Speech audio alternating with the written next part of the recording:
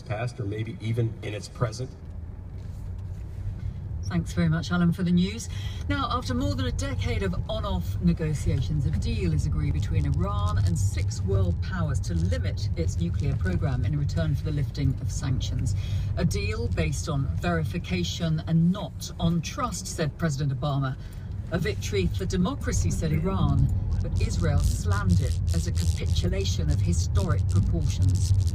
Our correspondent Bethany Bell has been covering the row over Iran's nuclear program since it began 12 years ago, and the many twists and turns, the false starts and extensions to the international talks. She's in Vienna for us now. Bethany. After years of diplomatic failures and threats of military actions, the marathon negotiations have delivered an agreement. It's a deal that just months ago many people would have thought impossible, and it represents the biggest step towards easing the hostilities between the West and Iran since the Iranian Revolution in 1979. The EU's foreign policy chief, Federica Mogherini, says it's a sign of hope. With courage, political will, mutual respect and leadership, we delivered on what the world was hoping for: a shared commitment to peace and to join hands in order to make our world safer. In a televised address, the Iranian President Hassan Rouhani said a new chapter had been opened. He said his country would stick to the deal.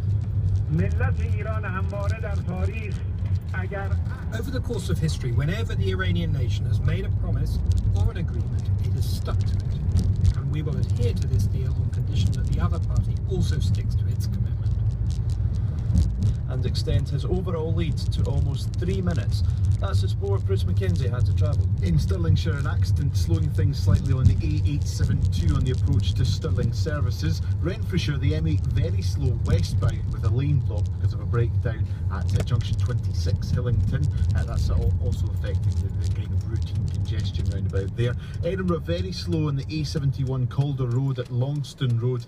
Congestion there on the A71 as well to Chesser Avenue. There's some roadworks in that area causing a lot of problems. Roadworks also causing an issue in Edinburgh in the Castorphine area. The A8 St John's Road closed for roadworks between Drumbury roundabout and Clermiston Road. As you can imagine, the surrounding routes fairly busy, and quite a bit of disruption on the trains today. It seems to be due to staff shortages. The 1705 Dalmally to Oban and the 1747 Edinburgh to Glasgow Central both cancelled. BBC Radio Scotland traffic.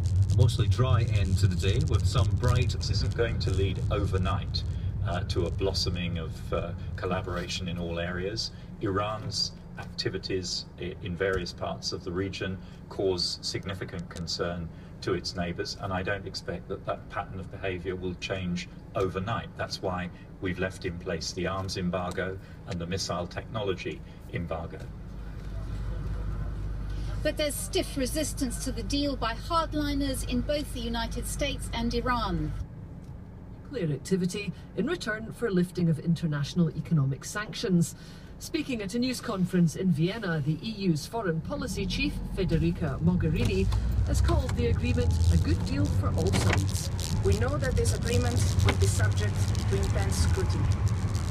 But what we are announcing today is not only a deal, it's a good deal.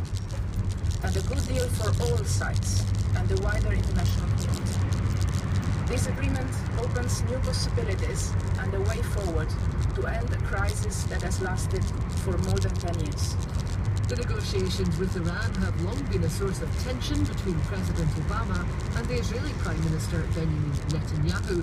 The relationship has always been a spiky one, and the deal done today certainly won't make that any easier. Mr. Netanyahu's verdict on the agreement this morning was damning.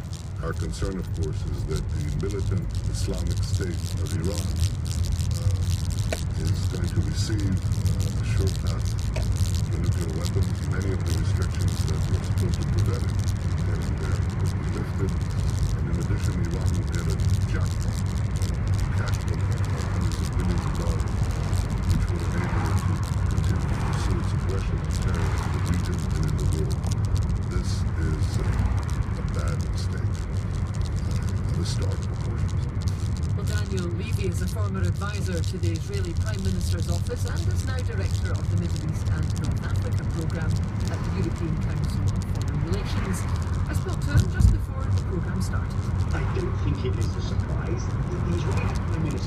have the option of turning around and saying, this is a win, only because Israel pushed for such sanctions, raised the bar so high, did this kind of a deal get achieved? By the way, had he have done that, it would probably be a heck of a lot harder for the Iranians to sell the deal back home. But that's not what he chose to do. The Israeli Prime Minister has stuck to a very particular narrative. He has used the most scathing language in slandering and criticising this deal, and of course has launched himself into a very political, partisan, and sometimes personal head-on confrontation with President Obama. Is he really doing this then to play to a home audience? I mean, is that the way most Israelis would feel?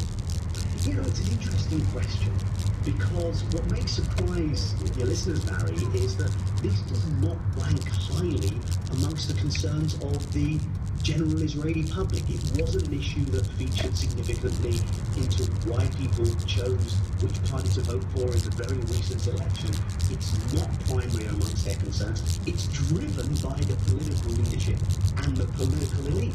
I think, yes, most Israelis will line up with their prime minister, and virtually the entire Jewish Israeli political class have come out against this deal, albeit some have blamed Netanyahu for his management of Israel's role in it, rather than